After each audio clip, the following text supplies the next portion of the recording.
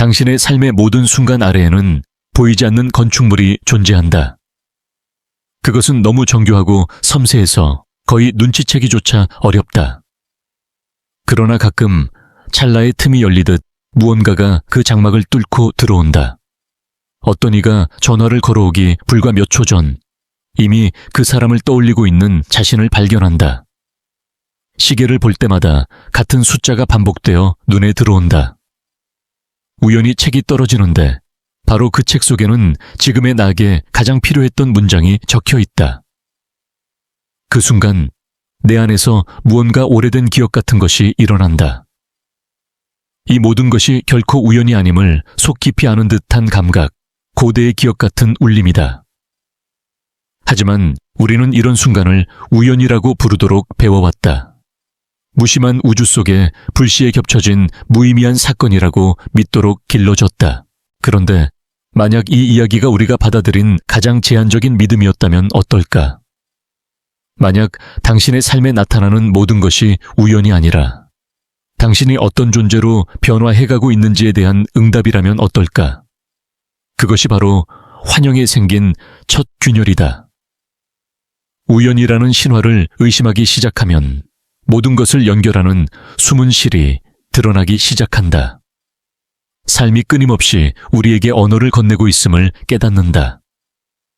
단어보다 깊은 언어, 상징과 패턴, 시간과 정렬의 언어. 이른바 시냅스처럼 얽힌 우연이라 불리는 그 순간들은 단순한 사고가 아니다. 그것은 우리가 잠겨있는 창. 이 지능적이고 살아있으며 반응하고 있다는 증거다. 혼란과 의심 속에 길을 잃었던 순간을 떠올려보라. 불가능하리라 여겼던 기회가 갑자기 눈앞에 나타난 적, 절묘한 타이밍에 울려 퍼진 노래 한 구절, 혹은 지나가다 스쳐들은 한마디가 내 삶을 바꾸어 놓은 적. 그럴 때 당신의 몸은 이미 알고 있었다. 아직 이성으로 설명하기 전에 직관이 먼저 그것이 의미 있는 것임을 인식했다. 그것이 바로 동시성의 울림이다. 우주와 분리되지 않은 존재라는 진동의 확인이다. 그러나 대부분의 사람은 여기서 중요한 점을 놓친다. 장은 우리에게 보여주기 위해 혹은 마술 같은 증거를 선보이기 위해 신호를 보내는 것이 아니다. 동시성은 마법이 있음을 증명하기 위한 도구가 아니다. 그것은 당신이 이미 그 마법의 일부임을 상기시키려는 것이다. 놀랍게도 이런 순간은 통제를 내려놓을 때에만 다가온다. 현실을 억지로 특정한 모습으로 끼워 맞추려 하지 않을 때, 언제, 어떻게 일이 전개되어야 하는지 집착을 내려놓을 때, 그제야 장은 숨겨진 길을 보여준다. 항상 그렇다. 여기에는 역설이 있다. 애써 신호를 찾으려 할수록 그것은 더 조용해진다. 의도적으로 만들려 할수록 오히려 눈에 보이지 않게 사라진다. 동시성은 노력으로 탄생하지 않는다. 그것은 정렬, 알라인먼트에서 솟아난다. 마음이 부드러워지고 가슴이 열릴 때, 당신의 계획을 넘어선 더 큰 지능이 있다는 것을 신뢰할 때, 그 순간 동시성이 꽃핀다.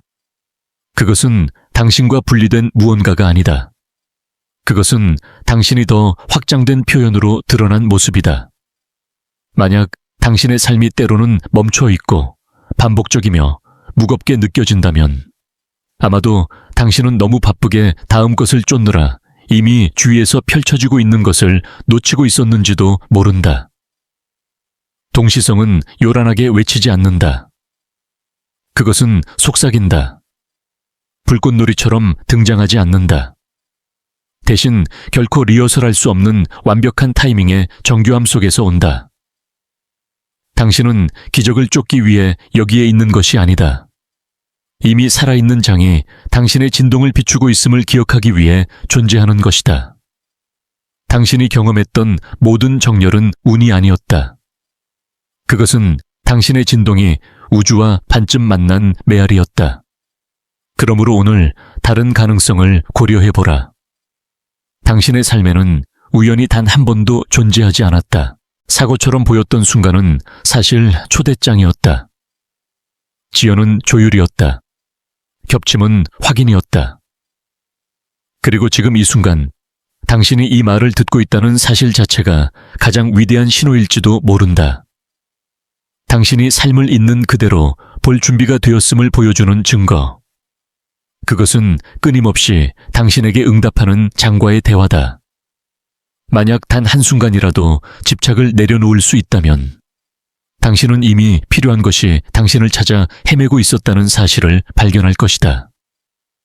동시성이 확률을 넘어서는 정밀함을 지니고 있다면 그것은 단순한 우연이 아니기 때문이다.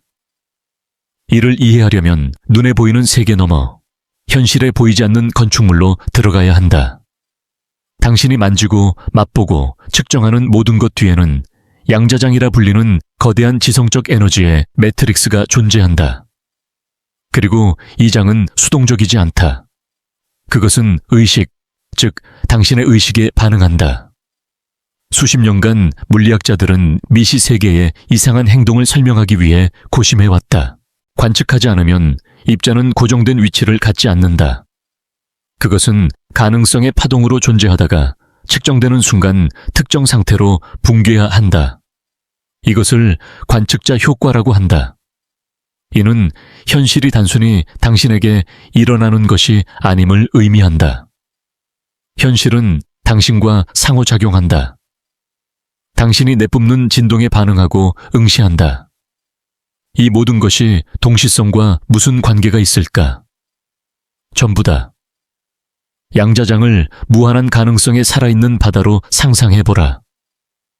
당신이 떠올리는 모든 생각, 지속하는 감정, 품는 믿음은 각각 파동처럼 퍼져나간다. 그리고 그 파동이 멀리 퍼져나가면서 입자, 사건, 만남, 기회들을 조직하여 당신의 진동을 반영하는 패턴을 만든다. 이것은 철학적 관념이 아니다. 이것은 비국소적 의식이 장에 영향을 주는 방식이다. 당신은 결코 단순한 관찰자가 아니다. 당신은 일관성을 불러오는 주체다. 당신이 감사, 신뢰, 영감과 같은 고양된 상태에 있을 때 세상이 마치 당신을 중심으로 휘어지는 것처럼 느껴지는 이유가 바로 여기에 있다. 닫힌 문이 열리고 예상치 못한 해답이 찾아오며 적절한 사람이 전화를 건다. 그것은 당신이 생존의식을 벗어나 공명 상태로 들어갔기 때문이다. 장은 언제나 공명을 보상으로 돌려준다. 데이비드 봄과 같은 물리학자들은 이것을 홀로 무브먼트라 불렀다. 시공간을 초월해 모든 것이 연결되어 있는 끊임없는 전체성이다. 당신이 동시성을 경험할 때 그것은 이 상호 연결성의 메아리를 느끼는 것이다. 마치 우주가 스스로 접혀 들어와 당신이 의식하지 못한 질문에 답을 건네는 듯하다. 그러나 많은 이들은 오해한다. 동시성은 우주가 갑자기 당신을 주의 깊게 바라보기 시작했음을 증명하는 것이 아니다. 우주는 단 한순간도 당신을 놓치지 않았다. 달라지는 것은 당신의 일관성 상태다. 마음, 가슴, 몸이 정렬될 때 당신의 신호는 분명해진다. 그리고 장은 언제나 그 명확함을 되비춘다. 완벽하게 맞아떨어지는 사건의 형태로. 당신의 의식을 송신기이자 수신기로 생각해보라. 불안과 집착, 결과에 대한 강박 속에 있을 때 당신의 신호는 산만하고 조각난다. 장은 더 많은 잡음을 반영할 뿐이다. 그러나 생각을 가라앉히고 신뢰로 확장될 때 당신은 가능성의 대역에 맞추어진다. 그곳에서는 동시성이 우아할 정도로 일관되게 발생한다. 노력의 보상이 아니라 정렬의 부산물로. 이것이 바로 수년 동안 애써도 일이 이루어지지 않다가 모든 것을 내려놓는 순간 모든 것이 저절로 맞아떨어지는 이유다. 항복은 약함이 아니다. 항복은 일관성이다. 그리고 일관성은 장이 이해하는 언어다. 우리는 종종 동시성의 순간을 뒤돌아보며 단순한 우연이라 치부한다. 하지만 더 용기 있고 정직한 태도는 그 순간들을 내가 불러왔음을 인정하는 것이다. 나의 의도, 나의 개방성이 현실을 조직하는 자기장 같은 중심축이 되었다는 사실. 장은 당신이 그것을 믿는지 아닌지에 관심이 없다. 그것은 당신의 허락을 기다리지도 않는다. 그러나 당신이 그 반응성을 인식하면 할수록 마음은 점차 신뢰 속에 이완되고 삶은 더 많은 의미와 안내, 정열로 채워진다. 당신은 무작위로 이어진 조각난 순간들을 살고 있는 것이 아니다. 당신은 끊임없이 반응하는 살아있는 직물 속에 잠겨 있다. 그 직물은 당신이 방출하는 진동에 따라 스스로를 짜내고 엮어낸다. 매번 당신이 두려움보다 존재를, 판단보다 호기심을, 통제보다 신뢰를 선택할 때마다 그 무늬는 더욱 아름답게 드러난다. 그래서 인생에서 믿기 어려운 일이 펼쳐질 때마다 멈추어 생각해보라. 이 순간은 내가 어떤 존재로 변해가고 있는지를 무엇으로 보여주는가? 동시성은 결코 무작위가 아니다. 그것은 양자장이 건네는 속삭임. 너는 혼자가 아니다. 결코 그랬던 적이 없다. 는 응답이다. 만약 현실이 고정된 연속이 아니라 반응하는 장이라면 당신의 모든 경험은 결국 더 깊은 무언가의 거울이다. 당신이 방출하는 패턴, 당신이 발산하는 신호의 반영이다. 대부분의 사람은 자신이 실제로 어떤 것을 송신하고 있는지 멈춰서 생각하지 않는다. 하루를 바쁘게 살아가며 욕망하고 걱정하고 두려워하면서도 그 모든 생각과 감정이 장의 신호로 각인된다는 사실을 모른다. 그리고 그 신호는 사라지지 않는다.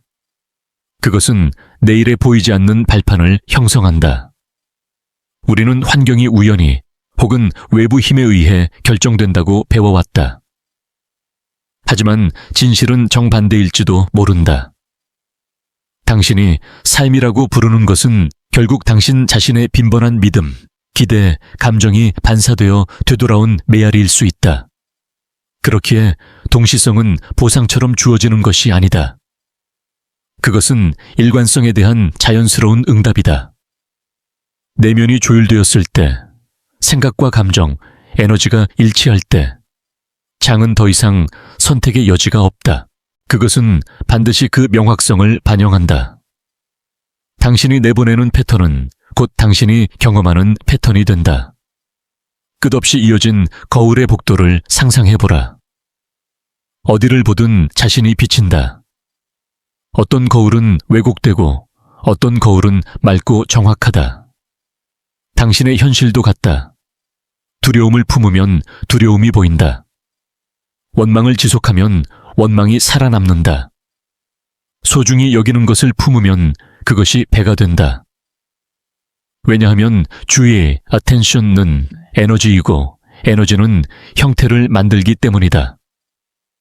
그래서 삶에서 특정 주제들이 반복되는 것이다. 놀라울 정도로 닮은 관계들, 계속해서 되살아나는 도전들, 반복 재생되는 듯한 상황들. 장은 당신을 벌하는 것이 아니다. 오히려 당신이 계속 내보내는 주파수를 보여주며 아직 넘어설 준비가 되지 않은 패턴을 인내심 있게 비추어주는 것이다. 반복되는 경험은 저주가 아니라 의식적으로 깨어날 초대장이다. 이것이 바로 동시성에 담긴 숨은 힘이다. 당신이 감정적 기준선을 조금만 바꾸기 시작해도 장은 즉시 그것을 인식한다. 평생을 두려움, 결핍, 자기의심의 진동 속에서 살아왔다면 단 한순간이라도 감사나 신뢰를 유지하는 것은 새로운 서명을 만들어낸다. 그리고 그 새로운 서명은 단지 다르게 느껴지는 것이 아니다. 그것은 현실 자체를 다르게 조직하기 시작한다. 대화가 달라지고 해답이 나타나고 반복되는 상징이 눈앞에 나타난다. 모두가 한 목소리로 말한다. 당신은 변하고 있다. 계속 나아가라. 하지만 많은 이들은 여기서 멈춘다. 생각만 바꾸면 결과가 달라진다고 믿는다. 그러나 감정 없는 생각은 마치 콘크리트 위에 흩뿌려진 씨앗과 같다. 잠재성은 있지만 뿌리 내릴 토양이 없다. 느낌이 무리다. 감정이 비옥한 흙이다. 만약 확언을 반복하면서도 의심의 진동 속에 머무른다면 장은 말이 아니라 의심을 반영한다. 장은 당신이 말하는 것을 듣지 않는다. 그것은 당신이 되는 존재를 듣는다. 그래서 신호를 신뢰한다는 것은 단순한 호기심 이상을 요구한다. 그것은 더 이상 증거가 필요 없는 자신으로 변화할 용기를 요구한다. 이미 나타나지 않은 증거보다 일관성의 감각을 먼저 느낄 수 있는 사람. 현실이 변하기 때문에 내가 변하는 것이 아니라 내가 변하기 때문에 현실이 변한다는 사실을 아는 사람. 당신이 왜 나에게는 일이 잘 풀리지 않는가 라는 오래된 이야기를 반복할 때마다 그 이야기는 다시 살아난다. 반대로 신뢰 속으로 항복할 때마다 당신은 나는 다른 결과를 받을 준비가 되어 있다 라는 진동을 방출한다. 그리고 장은 그것을 듣는다.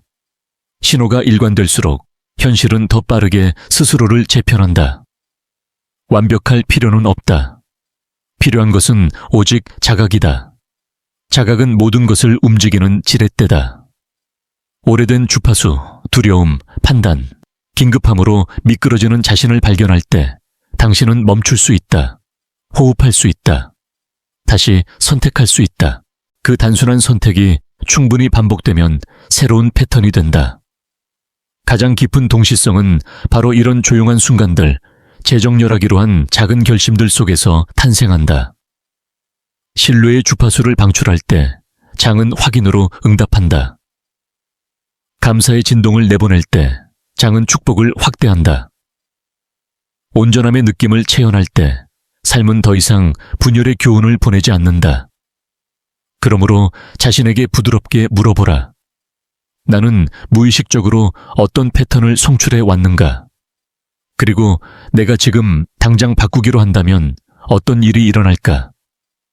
당신이 경험하고자 하는 모든 것은 이미 장 속에 암호화되어 있다. 신호는 이미 당신을 향해 움직이고 있다. 당신이 진동을 바꾸는 순간 패턴은 곧바로 당신이 되어가는 존재를 중심으로 재편되기 시작한다. 혹시 인생이 당신에게 무언가를 말하려는 듯한 순간을 느낀 적이 있는가?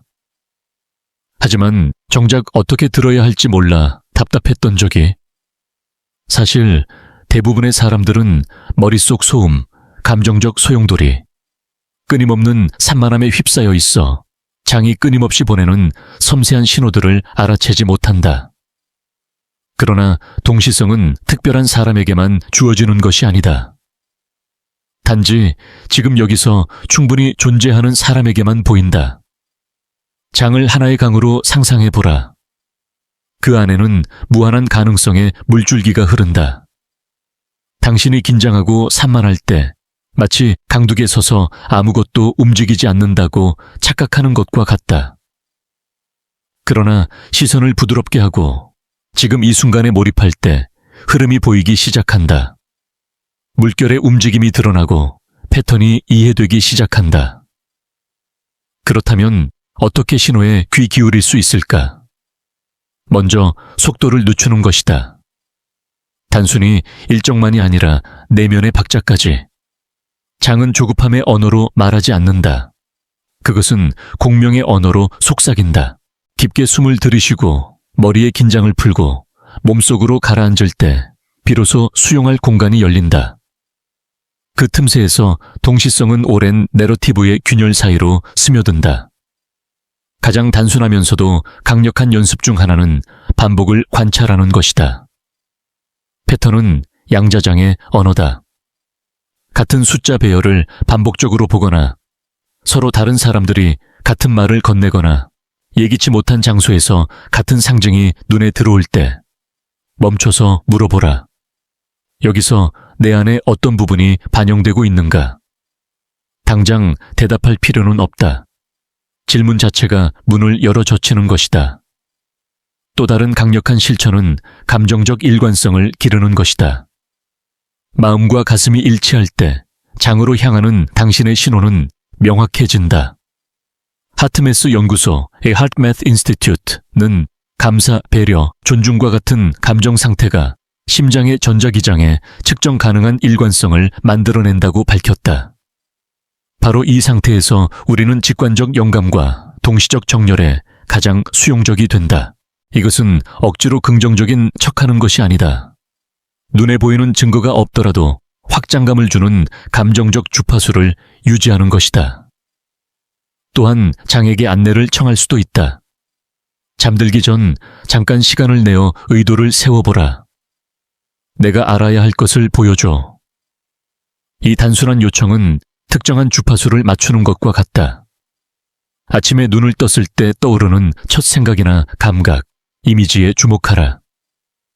동시성은 흔히 노력과 노력 사이, 의식적 마음이 긴장을 풀 때 찾아온다. 저널링도 또 하나의 관문이다. 우연이라 치부했던 사건들을 기록하라. 시간이 지나면 그것들이 하나의 대화로 보이기 시작한다. 내면 세계와 외부장이 서로 주고받는 대화. 기록할수록 인식은 예리해진다. 이전에는 잡음으로만 들렸던 것들이 의미의 교향곡으로 변한다.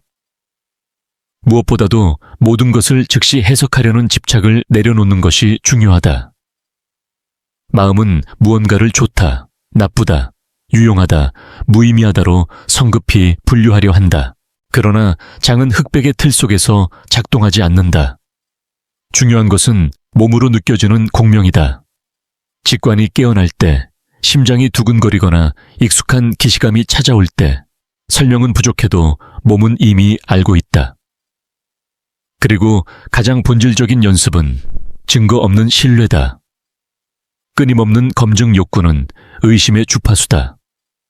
증거를 요구하는 순간, 당신의 에너지는 긴축되고 동시성의 흐름은 느려진다. 모른다는 사실에 편안해질 때, 장이 스스로의 타이밍으로 모습을 드러나도록 허락할 때, 당신은 항복의 상태에 들어가고 그 상태는 정렬을 자기장처럼 끌어당긴다. 그래서 가장 깊은 신호는 예상하지 못한 순간에 찾아온다. 걷고 있을 때, 쉬고 있을 때, 그저 존재하고 있을 때. 동시성은 당신이 여백을 남겨둔 순간을 사랑한다.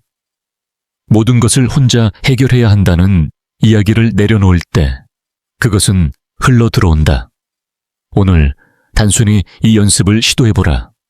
숨쉬고 관찰하고 허용하라. 장은 항상 듣고 항상 응답하고 언제나 당신이 내보내는 주파수를 반사한다. 당신이 품은 모든 의도, 던진 모든 질문, 유지한 모든 에너지는 이미 초대장이다. 그리고 신호는 장이 속삭이는 대답이다. 나는 듣고 있다. 나는 네 곁에 있다. 계속 나아가라. 만약 당신이 더 많은 안내를 삶에 불러들이고 싶다면 지금 이 순간 단순히 이렇게 선언해보라. 나는 신호를 신뢰한다. 이 작은 행위는 단순한 말이 아니다. 그것은 주파수의 선언이다. 의미를 쫓는 존재에서 의미를 허용하는 존재로 이동하겠다는 표지다. 왜냐하면 모든 결과를 통제해야 한다는 집착을 내려놓을 때 비로소 우주가 당신을 놀라게 할 공간이 생기기 때문이다. 우리는 어릴 적부터 통제가 곧 안전이라고 배워왔다.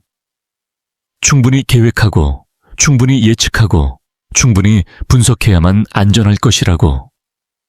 그러나 아무도 말해주지 않은 역설이 있다. 매달릴수록 삶은 더 저항한다. 확실성을 요구할수록 동시성은 들어올 공간을 잃는다. 통제는 능숙함으로 포장된 두려움의 주파수다. 그것은 장에게 나는 당신을 신뢰하지 않는다 라고 말한다. 장은 늘 반사하기 때문에 결국 의심을 확인해주는 상황만을 더 많이 보여준다. 내려놓음은 포기가 아니다. 그것은 허용의 예술이다. 내가 알 수 있는 범위를 넘어 더 큰 지성이 이미 나를 이끌고 있음을 믿는 용기다. 그 지성은 내가 어디로 향하는지, 왜 여기에 있는지, 무엇이 되어가고 있는지를 알고 있다.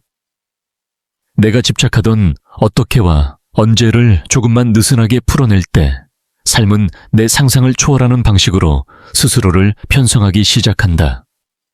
강 한가운데 서서 바위에 매달려 있는 모습을 상상해보라. 휩쓸릴까 두려워 바위를 붙잡고 있으면 안전하다고 느껴질 수 있다. 그러나 동시에 멈춰 있고 긴장하며 지쳐 있다. 사실은 나를 다음 장으로 데려갈 수 있는 강물의 흐름이 바로 곁에서 기다리고 있는데도 동시성은 바로 그 물살과 같다. 내가 저항을 멈춰야만 나를 데려간다. 대부분의 사람들은 자신이 창조하고 있다고 믿지만 사실은 협상하고 있을 뿐이다. 장에게 자신의 선호, 마감일, 조건을 제시하며 이렇게 말한다. 내가 원하는 방식대로만 흘러간다면 나는 신뢰할게. 그러나 이것은 신뢰가 아니라 거래다. 장은 거래에 반응하지 않는다. 그것은 일관성에 반응한다. 그것은 항복에 반응한다. 항복은 수동적 무기력이 아니다. 그것은 적극적인 정열이다. 원하는 의도를 분명히 품되 그것이 어떻게, 어떤 형태로 도착할지는 내려놓는 선택이다. 이렇게 말하는 것이다. 나는 나의 최고선에 맞는 방식으로 어떤 형태로든 오기를 신뢰한다. 이 주파수 하나만으로도 현실은 재배치되기 시작한다. 가장 강력한 전환 중 하나는 찾기 seeking에서 허용 allowing으로 옮겨가는 것이다. 찾는다는 것은 결핍의 상태다. 아직 없다 라는 진동을 내보낸다. 그러나 허용은 존재의 상태다. 나는 이미 받을 준비가 되어 있다 라는 선언이다. 이 미묘한 차이가 모든 것을 바꾼다. 신호를 증거로 삼기 위해 찾는 대신 동행으로 여기기 시작할 때 삶은 이미 완벽한 위치에 있음을 깨닫는다. 그렇다면 어떻게 내려놓음을 연습할 수 있을까? 몸이 긴축될 때를 관찰하는 것이다.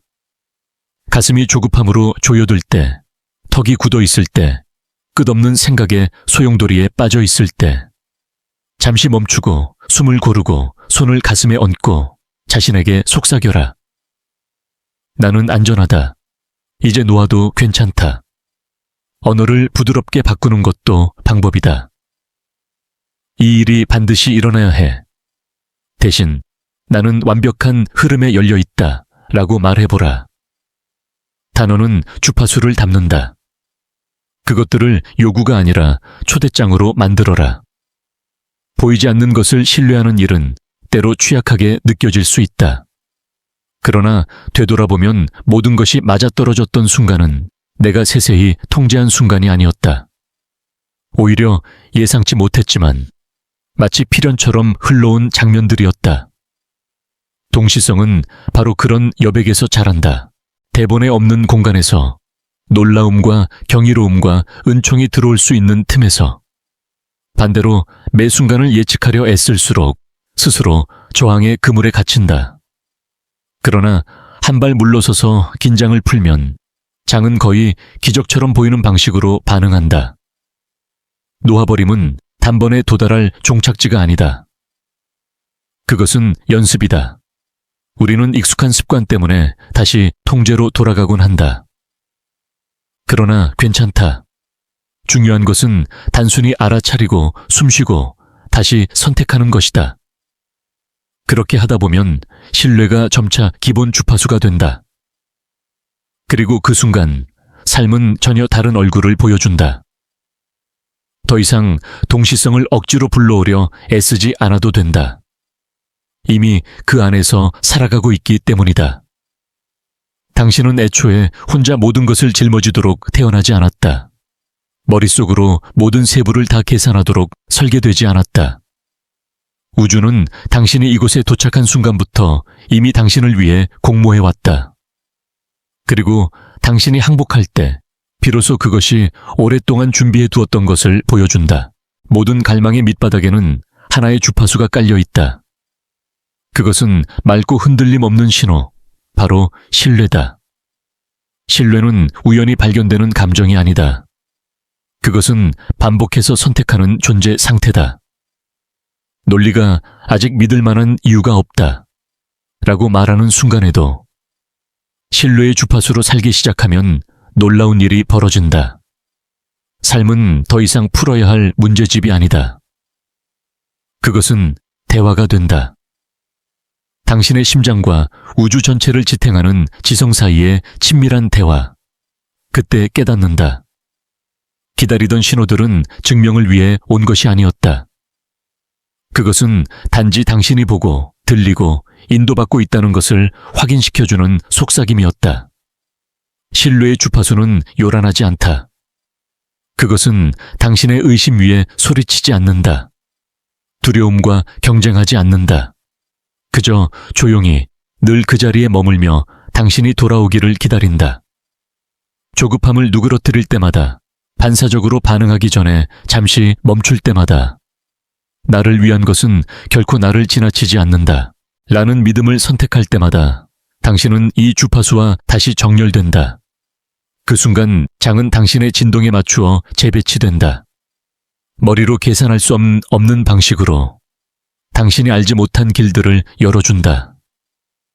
마치 이미 당신을 중심으로 맴돌고 있던 가능성들이 착륙할 지점을 찾은 것처럼.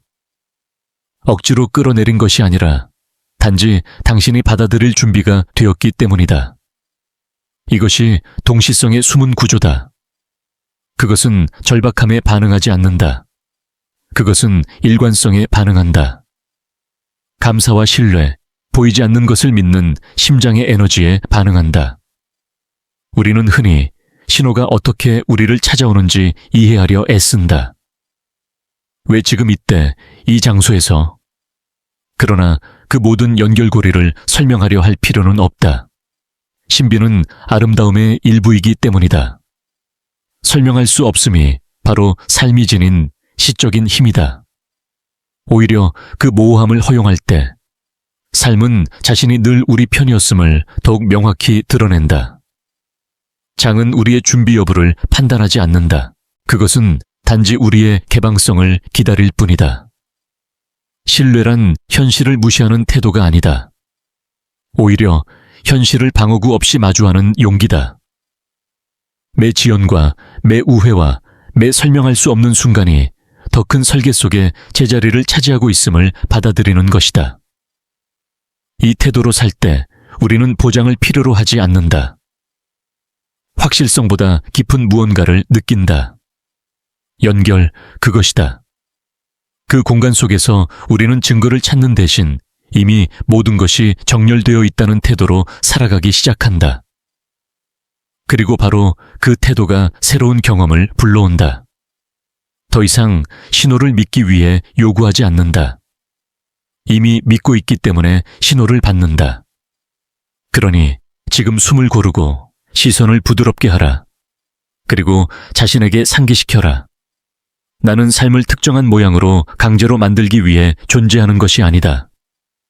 삶을 있는 그대로 만나고 이해할 수 없는 순간조차도 아름다운 곳으로 나를 이끌고 있음을 신뢰하기 위해 여기에 있다. 만약 이 메시지가 마음에 울림을 주었다면 더 많은 기억장치를 남겨두어라. 새로운 정보가 아니라 단지 기억해 주기 위해. 우리가 결코 혼자가 아니라는 것을. 장은 언제나 듣고 언제나 응답하며 언제나 우리가 내보내는 주파수를 반사한다는 것을. 결국 가장 위대한 동시성은 어떤 사건의 완벽한 타이밍이 아니다. 그것은 우리가 늘 정확히 필요한 곳에 있었다는 깨달음이다. 아직 보이지 않는 것을 신뢰하는 그 순간 우리는 이미 길 위에 있었다는 자각이다.